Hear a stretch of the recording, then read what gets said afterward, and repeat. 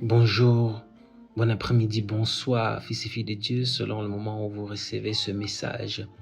Alors, nous vous disons bienvenue encore dans notre programme que nous connaissons tous, 10 minutes pour un objectif atteint. Et celui-ci a été mis en pause pendant un bon moment, obligation, mais que maintenant nous reprenons et soyez-en sûrs que ça va être encore plus animé.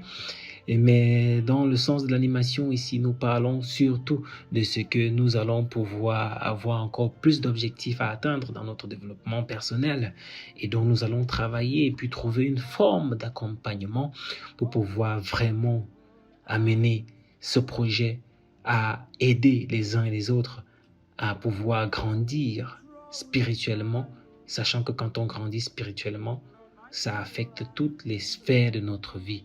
Alors, la clinique spirituelle vous invite à prendre place et nous allons marquer ce petit temps de pause pour que nous nous disposions comme de coutume et nous entrerons dans le vif du sujet qui est le challenge de cette semaine.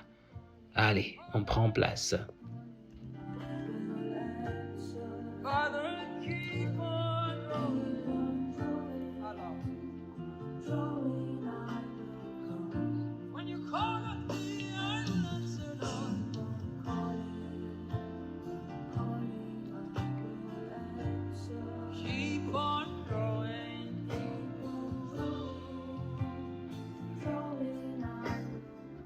Alors, fils et filles de Dieu, nous voici donc qui entrons dans le vif de notre sujet de ce jour, qui est l'objectif de cette semaine. Nous sommes dans la semaine 13 depuis le démarrage de notre programme. Alors, je suis à votre disposition, Guy, le frère Guy, et donc nous allons travailler cette semaine sur le temps de parole. L'objectif de cette semaine, c'est le temps de parole. Alors, nous allons rentrer pleinement dans ce sujet car il est important de pouvoir circonscrire déjà dans quel contexte nous situons la parole et puis nous allons nous appuyer sur les Écritures pour pouvoir étayer nos propos. Alors, nous entrons donc dans le vif du sujet, à savoir que la parole, sans toutefois entrer dans une définition particulière parce que nous tous savons ce que c'est que parler, mais que la parole ici est quelque chose que nous utilisons et que nous manipulons tous les jours. La Bible dit, par exemple, que la parole, elle est celle qui construit, qui bâtit, qui blesse, qui peut guérir, qui peut encourager, qui peut décourager. Donc la parole a une puissance dont on devra tiendre compte, même si on ne le faisait pas avant, dans notre vie, dans notre marche avec Dieu. Nous sommes dans l'année de l'accomplissement des promesses de Dieu. Et si Dieu a donc fait des promesses, ça veut dire qu'il a utilisé sa parole.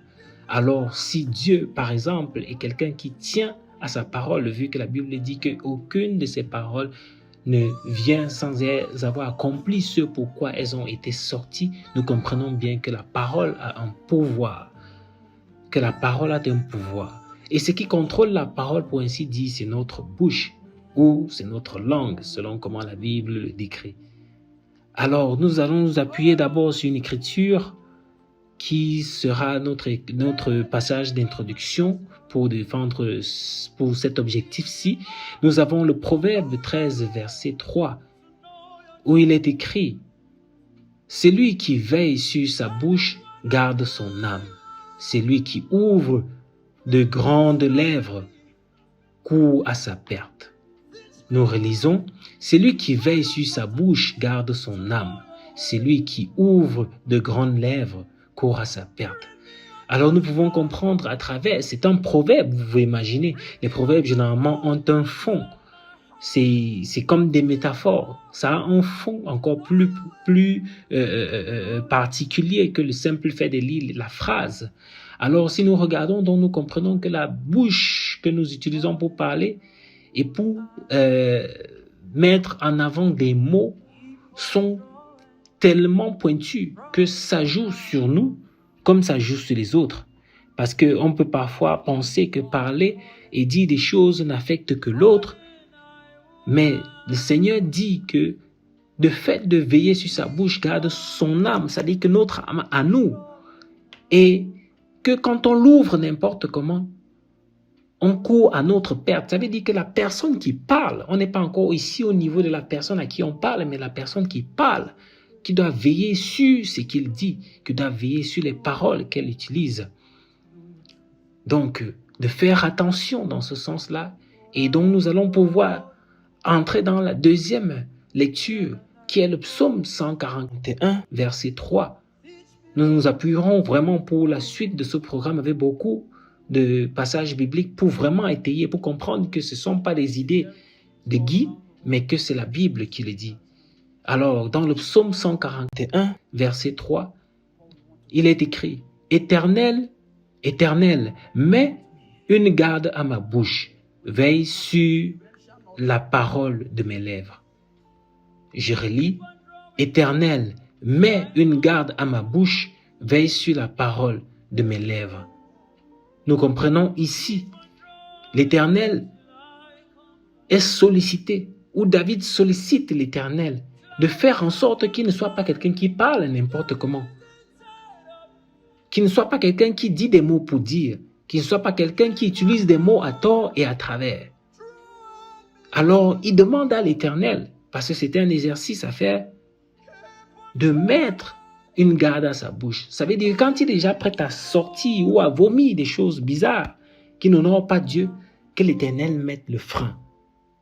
Et ici, comme dans les psaumes, David parlait directement à Dieu. Aujourd'hui, nous avons le Saint-Esprit. Ça veut dire qu'on peut s'adresser au Saint-Esprit pour dire, si je veux dire des choses gauches ou qui n'ont pas de sens ou qui n'ont pas lieu, mets une garde, stoppe-moi.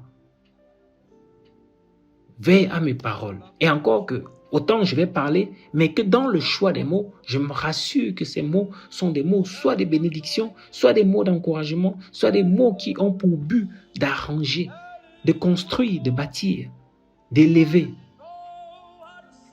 Donc, nous comprenons que la puissance de la parole n'est pas qu'une chose simpliste où on peut aligner des mots à tort et à travers. Pour le troisième passage sur lequel nous allons nous appuyer, nous avons le Proverbe 31, verset 26, où il est écrit « Elle ouvre la bouche avec sagesse et des instructions aimables sont sur sa langue. » Elle ouvre sa bouche avec sagesse et des instructions aimables sont sur sa langue. Nous comprenons ici que non seulement il faut, comme la Bible le dit aussi, retourner sa langue 3 fois avant de parler, mais que le bon usage de la parole veut qu'on ait des paroles de sagesse, veut qu'on ait des paroles qui instruisent, veut qu'on ait des paroles qui bénissent, veut qu'on ait des paroles qui construisent, veut qu'on ait des paroles qui encouragent, veut qu'on ait des paroles qui enseignent, veut qu'on ait des paroles qui amènent des gens à comprendre que nous servons Dieu, qui amènent des gens à se réaliser qu'il est bon de faire des choses qui conviennent à Dieu. Alors, fils et filles de Dieu, pour entrer donc pleinement dans l'objectif de cette semaine, dont les versets sont des outils pour s'appuyer dessus, pour pouvoir gérer notre challenge, c'est de veiller sur notre langue. C'est de veiller sur notre temps de parole. Ne parler que quand c'est nécessaire, c'est vertueux à ne parler que quand c'est nécessaire, quand c'est absolu, quand ce qu'on a à dire, on ne peut ne pas le dire. Et nous avons le Saint-Esprit, comme j'ai dit tout à l'heure, c'est d'inviter le Saint-Esprit à être celui-là qui nous guide dans chaque temps de parole pour qu'on s'assure que ce que nous pensions être obligés de dire, que peut-être ça ne l'est pas et donc nous nous abstenons de le faire. Et que maintenant, quand on prend notre parole, qu'on le prend avec la pensée, comme on le dit, Dieu sonde les cœurs et les reins, que la pensée que nous avons dans nos cœurs soit dévoilée dans la parole. Comme la Bible le dit, de l'abondance du cœur, la bouche parle. Alors, si finalement on est en train de tout le temps maudire, ça veut dire que notre cœur renferme des malédictions. Si on est tout le temps en train d'insulter, ça veut dire que notre cœur renferme des insultes. Et la protection de son âme contre la perte dont nous avons reçu tout à l'heure, c'est donc de préserver soi-même son cœur en ne laissant pas nourrir certaines pensées, certaines idées, en ne semant pas des choses qui nous font finalement être en train de sortir ce type de paroles-là, quitte à garder le silence.